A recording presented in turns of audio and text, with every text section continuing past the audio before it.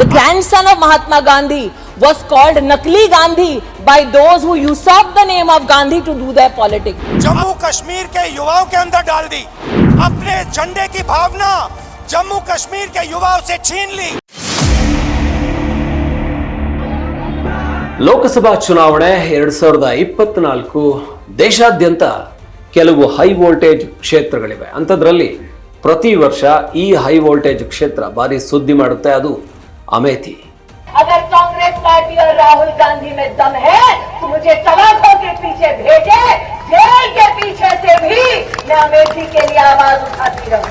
ಉತ್ತರ ಪ್ರದೇಶದ ಅಮೇಥಿ ರಾಹುಲ್ ಗಾಂಧಿಯವರು ಗೆದ್ದುಕೊಂಡು ಬಂದಂಥ ಕ್ಷೇತ್ರ ಆಗಿತ್ತು, ಹ್ಯಾಟ್ರಿಕ್ ಹೊಡೆದಂಥ ಕ್ಷೇತ್ರ ಆಗಿತ್ತು. ಆದರೆ ಈ ಕ್ಷೇತ್ರದಲ್ಲಿ ಕಾಂಗ್ರೆಸ್ ಕಳೆದ ಬಾರಿ ಸೋತು ಹೋಯಿತು.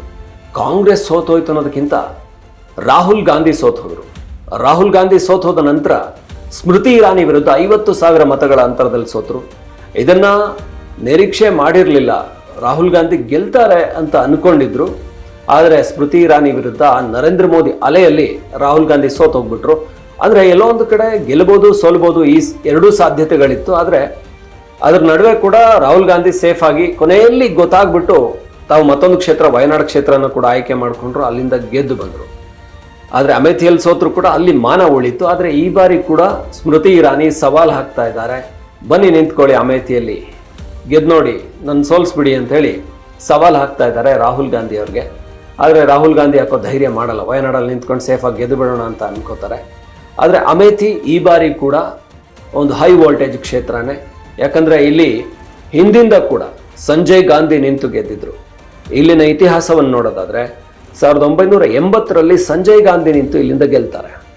ಸಂಜಯ್ ಗಾಂಧಿ ನಂತರ 1981ರಲ್ಲಿ ರಾಜೀವ್ ಗಾಂಧಿ ನಿಂತ್ಕೊಳ್ತಾರೆ, ದೇಶದ ಪ್ರಧಾನಿ ಈ ಕ್ಷೇತ್ರದಿಂದ ಗೆಲ್ತಾರೆ. 1984ರಲ್ಲಿ ಕೂಡ ಗೆಲ್ತಾರೆ. 1991ರಲ್ಲಿ ಕೂಡ ಇಲ್ಲಿಂದ ರಾಜೀವ್ ಗಾಂಧಿ ಆಯ್ಕೆ ಆಗ್ತಾರೆ. ಹಾಗಾಗಿ ದೇಶದ ಪ್ರಧಾನಿ ಈ ಕ್ಷೇತ್ರದವರಿದ್ರು, ಅಮೇಥಿಯವರಿದ್ರು. ಸೊ ತನ್ನ ತಂದೆಯ ಹಾದಿಯಲ್ಲೇ ರಾಹುಲ್ ಗಾಂಧಿ ಕೂಡ ಬಂದರು. ರಾಹುಲ್ ಗಾಂಧಿ ಕೂಡ ಅಮೇಥಿಯಿಂದ ಗೆದ್ದು ಬಿಟ್ಟು ಪ್ರಧಾನಿ ಆಗ್ಬಿಡೋಣ ಅಂತ ಪಾಪ ನಿರಂತರ ಪ್ರಯತ್ನ ಮಾಡಿದ್ರು, ಆದರೆ ಅದು ಸಾಧ್ಯ ಆಗಲೇ ಇಲ್ಲ. ಸೋನಿಯಾ ಗಾಂಧಿ ಕೂಡ 1999ರಲ್ಲಿ ಅಮೇಥಿಯಲ್ಲಿ ಸೋನಿಯಾ ಗಾಂಧಿ ತನ್ನ ಪತಿಯ ಕ್ಷೇತ್ರದಲ್ಲಿ ನಿಂತು ಸ್ಪರ್ಧೆ ಮಾಡಿದರು. ಪತಿಯ ಮರಣಾನಂತರ ಪೆರಂಬೂರ್ನಲ್ಲಿ ಯಾವಾಗ ಅವ್ರ ಮೇಲೆ ಒಂದು ಬಾಂಬ್ ದಾಳಿಯಿಂದಾಗಿ ಮರಣ ಹೊಂದ್ತಾರೋ, ಅದಾದ ನಂತರ ಸೋನಿಯಾ ಗಾಂಧಿ ಆ ಕ್ಷೇತ್ರದಲ್ಲಿ ಸ್ಪರ್ಧೆ ಮಾಡಿದ್ರು, ಗೆದ್ರು. ಸೊ ಗೆದ್ದ ನಂತರ ಅವರು ಅಲ್ಲಿಂದ ರಾಯ್ಬರೇಲಿಗೆ 2004ರಲ್ಲಿ ಶಿಫ್ಟ್ ಆದರು. ಆದರೆ 1999ರ ಸೋನಿಯಾ ಗಾಂಧಿ ಆ ಕ್ಷೇತ್ರವನ್ನು ಬಿಟ್ಟ ನಂತರ ರಾಹುಲ್ ಗಾಂಧಿ 2004ರಿಂದ ಈ ಕ್ಷೇತ್ರದಲ್ಲಿ ಗೆಲ್ತಾ ಬಂದರು. 2004ರಿಂದ 2014ರವರೆಗೂ, ಅಂದರೆ 2004, 2009, 2014 3 ನಿರಂತರವಾಗಿ ಗೆದ್ರು. ಆ ನಂತರ ಸ್ಮೃತಿ ಇರಾನಿ ವಿರುದ್ಧ ಸೋತು ಹೋದರು. ಇಲ್ಲಿ 1984ರಲ್ಲಿ ಈ ಕ್ಷೇತ್ರದಲ್ಲಿ ರಾಜೀವ್ ಗಾಂಧಿ ವಿರುದ್ಧ ಮನೇಕಾ ಗಾಂಧಿ ಕೂಡ ಸ್ಪರ್ಧೆ ಮಾಡಿರ್ತಾರೆ, ಆದರೆ ಸೋತು ಹೋಗಿರ್ತಾರೆ. ಈ ಕಳೆದ ಬಾರಿ ಕೇವಲ 50,000 ಮತಗಳ ಅಂತರದಿಂದ ಅಷ್ಟೇನೆ ರಾಹುಲ್ ಗಾಂಧಿ ಸೋತಿದ್ದು. ಆದರೆ ಮತ್ತೊಮ್ಮೆ ಧೈರ್ಯ ಇಲ್ಲ ಅನ್ಸುತ್ತೆ, ಯಾಕೆಂದ್ರೆ ಅಮೇಥಿ ಕ್ಷೇತ್ರದಲ್ಲಿ ಗೆಲ್ಲುವಂತ ಧೈರ್ಯವನ್ನ ರಾಹುಲ್ ಗಾಂಧಿನೇ ಮಾಡ್ತಾ ಇಲ್ಲ. ಹಾಗೆ ನೋಡಿದ್ರೆ ಕಾಂಗ್ರೆಸ್ನ ಒಬ್ಬ ಉನ್ನತ ಮಟ್ಟದ ನಾಯಕರು, ಕಾಂಗ್ರೆಸ್ನ ಅಧ್ಯಕ್ಷರಾಗಿದ್ದವರು, ಇನ್ನೊಂದು ಕ್ಷೇತ್ರದಲ್ಲಿ 3 ಬಾರಿ ಗೆದ್ದಂತ ಕ್ಷೇತ್ರದಲ್ಲಿ ಗೆಲ್ಲುವಂತ ಧೈರ್ಯನೇ ಅವ್ರಿಗಿಲ್ವಾ? ಸವಾಲ್ ಹಾಕ್ತಾ ಇದ್ರು ಕೂಡ ಸ್ಮೃತಿ ಇರಾನಿ. अमेठी के किसानों की हक की लड़ाई लड़ी है तो ऐसे 100 नोटिस मुझे स्वीकार है.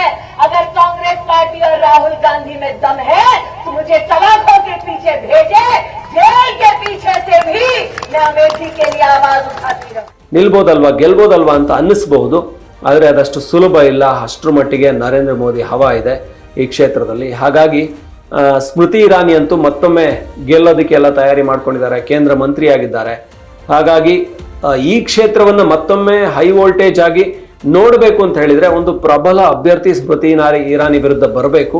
ಕಾಂಗ್ರೆಸ್ ಇಂದ ಬಂದಿದ್ದೇ ಆದ್ರೆ ಖಂಡಿತ ಇಲ್ಲಿ ಒಂದು ಪ್ರಬಲ ಸ್ಪರ್ಧೆ ಇದೆ. ಈ ಕ್ಷೇತ್ರ ಇಲ್ಲಾಂದ್ರೆ ಎಸ್ ಪಿ ಅಲ್ಲಿ ಕಾಂಗ್ರೆಸ್ನ ಮೈತ್ರಿ ಪಕ್ಷ ಆಗಿರೋದ್ರಿಂದ ಅವರು ಸ್ಪರ್ಧೆ ಮಾಡಿ ಒಳ್ಳೆಯ ಕ್ಯಾಂಡಿಡೇಟ್ ಅನ್ನ ಹಾಕಿದ್ರೆ ಇದೊಂದು ಹೈ ವೋಲ್ಟೇಜ್ ಕ್ಷೇತ್ರ ಆಗುತ್ತೆ. ಇಲ್ಲದಿದ್ರೂ ಕೂಡ ಅಮೇಥಿ ಅನ್ನುವಂಥದ್ದು ಯಾವತ್ತಿಗೂ ಕೂಡ, ಯಾಕೆಂದ್ರೆ ಅದು ಸಂಜಯ್ ಗಾಂಧಿ, ರಾಜೀವ್ ಗಾಂಧಿ, ಸೋನಿಯಾ ಗಾಂಧಿ, ರಾಹುಲ್ ಗಾಂಧಿ ಇದು 4 ಜನ ಸ್ಪರ್ಧೆ ಮಾಡಿರುವಂಥದ್ದು ಆ ಕ್ಷೇತ್ರ ಆಗಿರೋದ್ರಿಂದ ಅಮೇಥಿ ಈ ಬಾರಿ ಕೂಡ ಒಂದು ಹೈ ವೋಲ್ಟೇಜ್ ಕ್ಷೇತ್ರ.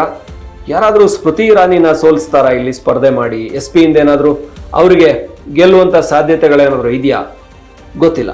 ಸೊ ಹಾಗಾಗಿ ಈ ಕ್ಷೇತ್ರ ಈ ಬಾರಿ ಕೂಡ ಹೈ ವೋಲ್ಟೇಜ್ ಕ್ಷೇತ್ರ ಆಗಿದೆ ಅಮೇಥಿ.